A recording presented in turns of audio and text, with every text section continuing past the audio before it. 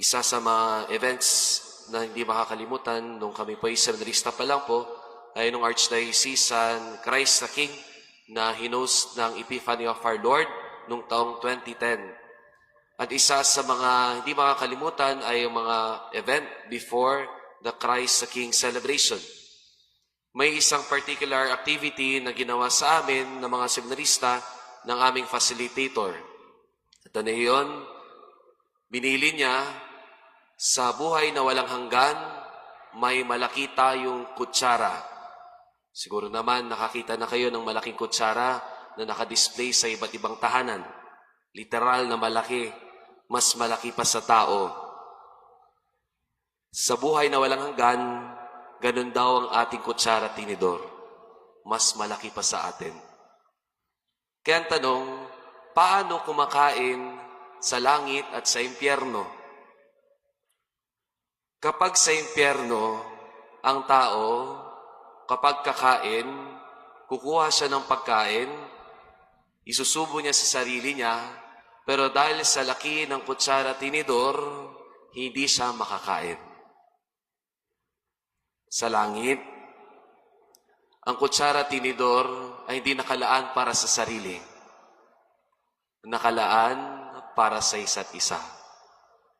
Ganon kumain sa langit. Hindi sinusubo ang sarili, ang pagkain ay sinusubo para sa iba. Pagkatapos ng talk na iyon, saktong dinner, ang activity sa amin, magsusubuan. At bilin namin sa isa't isa, sana nasa langit tayo, hindi sa impyerno. Magugutom tayo doon. Mga kapatid kay Kristo, sa ating Ebanghelyo ayon kay San Mateo, klaro ang kriteriyon ni Jesus. Gusto mong makapunta sa langit?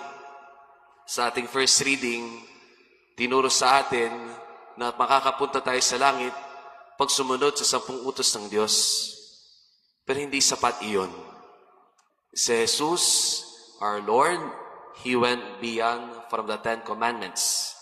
At sa panong pamamaraan, He asked for us to do the 7 corporal works of mercy. Feed the hungry, give drink to the thirsty, clothe the naked, shelter the homeless, visit the sick, visit the prison, and bury the dead. 7 kawang gawa. At sa 4 na pundasyon ng Kwaresma, kadalasan nakakaligtaan ang ika-4. Prayer, fasting, and abstinence. Ang ika-4 ay works of charity. Kaya nating magdasal, kaya nating mag-ayuno at di kumain. Pero kadalasan, hindi tayo nakakapagpakain sa mga nangangailangan. Mother Teresa of Calcutta once said, "If you cannot feed many, just feed one." Kung hindi ka makapagpakain ng marami, kahit isa lang makapagpakain ka. At ganun dapat ang magiging penance natin sa Kwaresmang ito. Hindi sapat ang magdasal. Hindi lang sapat din mag-ayuno. Dapat marunong tumulong sa mga nangangailangan.